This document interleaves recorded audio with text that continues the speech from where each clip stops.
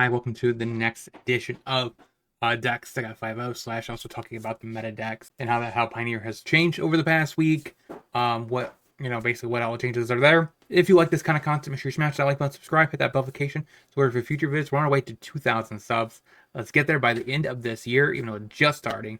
And let's discuss the current trends in the meta first, and then of course, like always, get into the 4 decks that I have for you guys today that put up some numbers in between some challenges and some 5.0 lists. So that's what we got to talk about. Let's get into it.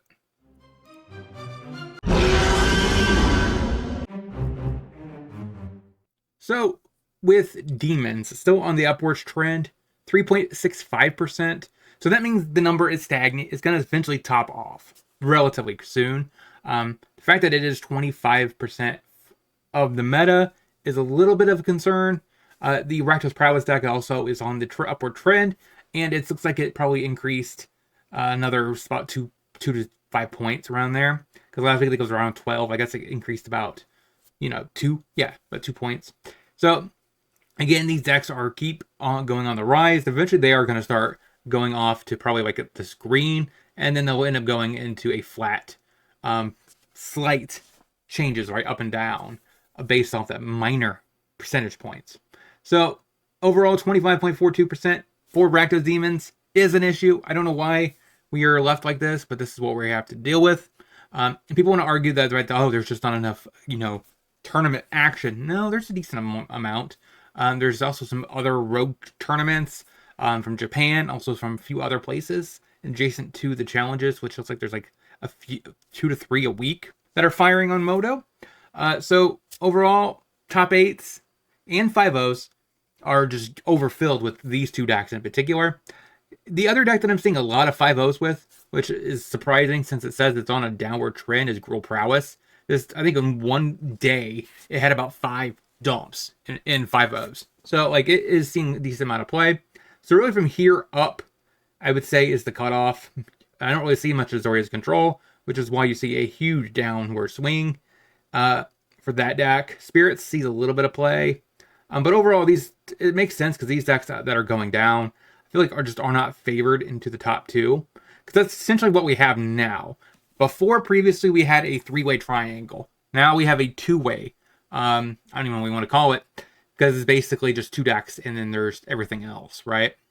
And for the most part, we have like Collective Company, which is, I would assume, is pretty reasonable into Prowess. Because it does have the Werewolf Bodyguard, and it also has Skyclave Appetizers to eat the 1/1 mouse to keep it in check. Hopefully they could kill their main primary threat before, the fling happens.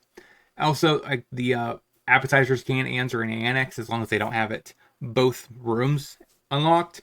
So it has a decent shot there. It also can out-tempo the Rakdos Demons deck, which is kind of what you need to be doing in that particular matchup. Nemesis on the rise makes a lot of sense. It has specialized more into, I think, Banishing Verse as one of its primary removal spells, plus Lightning Helix as a way to primarily gain a bunch of life and exile the mouse.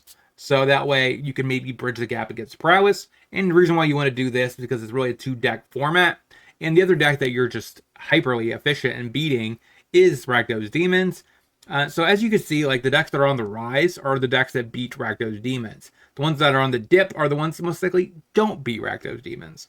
So Phoenix, I guess, maybe is not a very good matchup. And green makes a lot of sense because green goes over the top of Rakdos Demons. It does struggle into Prowess, but that's okay. I think it just probably has such a good Demons matchup that is showing up. Same with Incarnation. Incarnation probably has a better Rakdos Prowess matchup than green, just because of the fact that, well, it has lockdowns. It also has, bindings and other sorts of removal spells that you don't really get access to in the main board from green. But overall, like I said, Phoenix is on the dip. This going to keep going down. Junsack's on the rise. So I guess, it does have a combo finish. And I don't know if they picked up the Annex or what, but it makes sense that this deck could be semi-competitive into Demons. But yeah, so this meta is definitely just starting to, I think, stagnate. It's also, like I said, I don't know if it's good or bad that there's not a triangle. Because, with the triangle, usually one checks the other. In regard to, they keep other decks out of the format, which is why I've never been a huge fan of triangles, which is what we've had in Pioneer for as long as I remember. There's always been 3 decks at the top, and one beats all the decks that beat one deck, and then one deck beats the other decks that beat the other deck, and they all protect each other. So I guess with a Rakdos Prowess and Demons meta, like, I guess they still protect each other, right? Because what does Demons stink against? Ramp decks that go over the top of it. Prowess decks prey on that type of archetype. So maybe the triangle right now actually is, in fact, you have Demons, Prowess, and then your other triangle is Niv, Devotion, and Incarnation. So like these three, I would assume, make up their own little part in this triangle.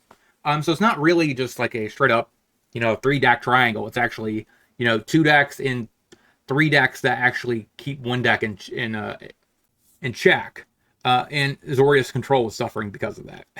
So I don't know how I feel about this. Like, and it's weird because Prowess being so dominant means, I guess, Lotus Field is so bad. I mean, Lotus Field is basically dipping further and further. I mean, it easily could beat up on Demons. If it can get a perfect combo by turn 3 or 4, or basically around turn 4 or 5. So it could easily do that. But overall, like I said, the meta is starting to settle, and it looks like this is where we're going to be left off at. Is this very horrible meta where 2 decks reign supreme and the rest are kind of just picking up loose ends, right? It's definitely not like Modern, where I would assume most decks are around about 5 to 7%. And there's a decent chunk like down to here where they all be in around that same percentage points. We have a complete opposite right now where we just have 2 decks with all the meta percentage points and the rest are just kind of scrapping. What do you guys think about this current meta? Like, is Rakdos a really big problem? I mean, I kind of think it is. Because if you get right down to it, right, it's about 40% of the meta is Rakdos. And that's not very healthy. Azorius Humans, short-lived. So sad to see it just plummet down to about 1.25%. So, yeah, I'm just not sure what you could do to address this without any kind of intervention. I get they're probably not going to even care about this because, for one, there's no tournaments for a year besides the tournaments I'll be hosting for the most part.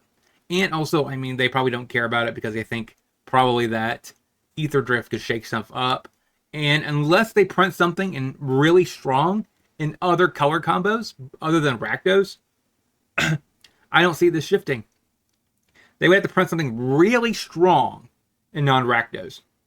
And I don't see it. For the longest time, they have favored black in Standard. And I think red has a decent portion as well in Standard, but they just don't really get a lot of love to green and other colors like that, like blue. I get why they don't give much love to blue, because people complain when counter spells are too good. So they do try to keep that in check. Kind of like land destruction. People just don't like it.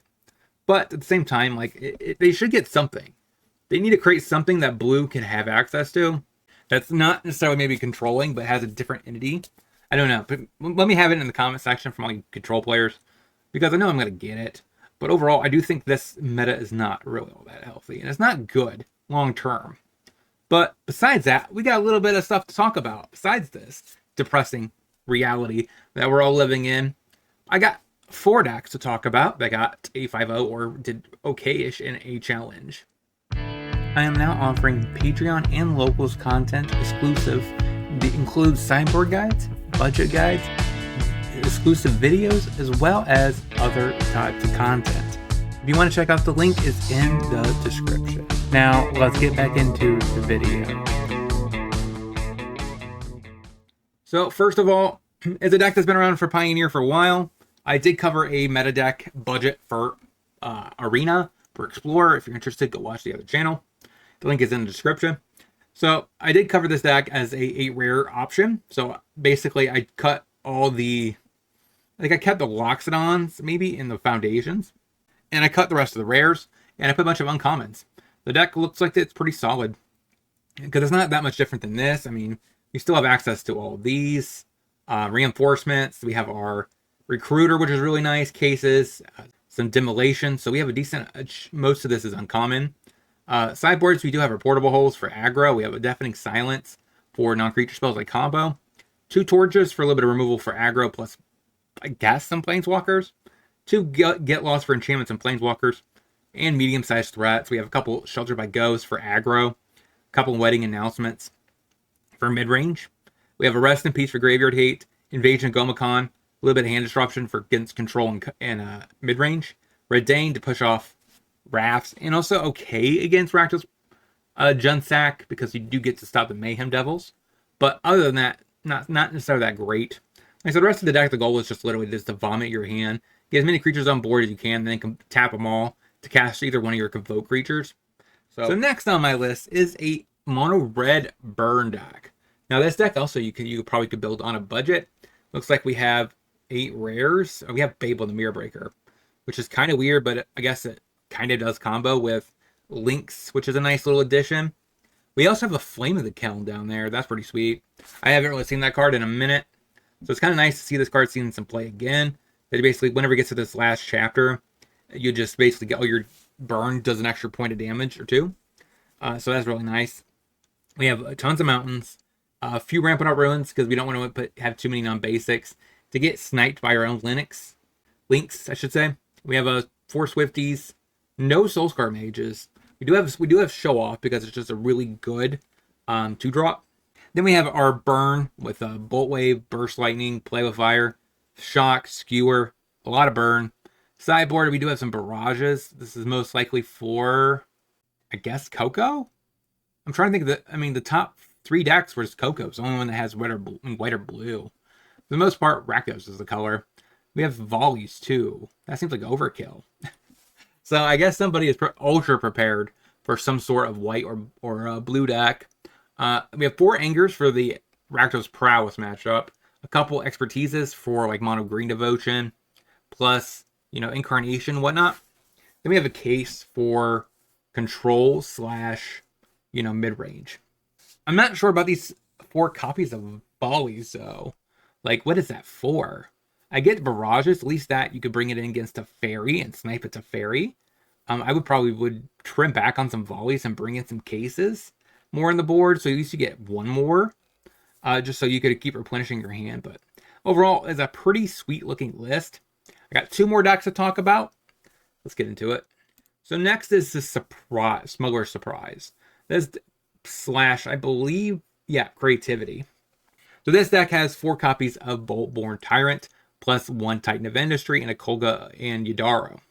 So we use Spite as a way to go ahead and put a card to the bottom, one of our top threats. We have some Paw Patch formations as a way to basically blow up an Annex. We have some Torches and Impulses for a little bit of early game removal with our Spites. We have some Vampire Vengeance. It's a Mega Blood, so we can Creativity it away. Also can snipe a bunch of small creatures. Got 4 Fables, because why not? It's just the best card in Pioneer. Sideboard, we have a couple Pick Your Poisons for the enchantment matchups. Also Demons. A couple Back to Natures, also for the enchantment matchups. When I'm talking about enchantments, I mean stuff like Incarnation, Zur, whatever. So those kind of matchups. We have some Cinder Vines for a little bit of artifact and enchantment removal. Plus, pretty good against combo. Incremental damage is kind of nice. 4 Trumpeting Carnosaurs for a little bit of extra removal. Plus the Anger of Gods. So that's pretty nice. We can bring in the Carnosaur in matchups where we will actually want to be able to potentially cycle it to deal 3 damage to a creature. Or we just anger away all the Rakdos Prowess threats. That's our goal. That's our Gruul Smuggler Surprise Creativity deck. We got 1 more deck to talk about. So the last deck I have to talk about is Golgari Assiduous Roots. So this is one of those decks that I think is just really cool. I'm not sure if I could build a deck like this on a budget, just because of the fact that I went on the other channel to make a bunch of decks that have all uncommons with 8 rares. So I might want to try to build something like this. I'm not sure what I would want to be the rares, but I do like this deck. We do have some Deathrite Shamans, pretty sweet way to commit crimes for the miner, which triggers your roots. We have Maverick Stitcher Supplier as a way to fill our yard up. Preach of the Forgotten Gods as a way to sack our stuff, make our opponent sack something, draw a card. Cash Grab as a way to tutor and find look to the top 4 for most likely Tyvar or Roots or Cauldron. Pretty nice cards to hit. Fatal Push, because it's just the best removal spell you could ask for. Some Scroungers as a way to exile some cards from your yard. Return it, which also sprocs Roots. 2 instances of Roots, because you do exile 1 card for the cost, and then later on when it actually resolves, it comes out of the yard. So that's 2. We have 3 Agatha Skull Cauldrons, a really good card as a backup way of just growing a big dork, while also getting the activated abilities like from Priest or from, I don't think you want to do Maverick, but you definitely could do something like, Shaman's kind of nice with a Agatha Soul Cauldron. Sideboard, though, we have some Thoughtseizes in case the Fatal Pushes need to come out. We have some Back to Natures, so when we face something like Incarnation, we could bring out the Fatal Pushes, come up Back to Natures, and a Might, and probably a Stone Brain. If otherwise, we have 4 Nowhere to Run, so if you need a little bit more removal, in case we don't, in that matchup, we probably don't want to be tapping out for a cash grab. Most likely, that would be the card I would consider cutting, just because you don't have the opportunity cost against aggro decks to be able to just get, cast a cash grab. We have 1 Stone Brain for a little bit of combo hate / whatever hate. Haywire Might for a little bit of more artifact and enchantment hate. Then we have a Unlicensed Hearse to get rid of graveyards. Plus our Cauldron, so we don't really need that many more graveyard hate in the side because of the fact that we have 3 Cauldrons main, plus the Hearse, which should be enough. So that is Golgari Roots. Let me know in the comment section which one of these decks is your favorite. Which deck would you want to see me play in a league or through matches or whatever. Maybe either on stream or potentially even for a video. And I'll talk to you guys next time. Shout out to all my supporters. And if you want to see any other content from me, check out either one of these 2 videos and playlist. And I'll talk to you soon.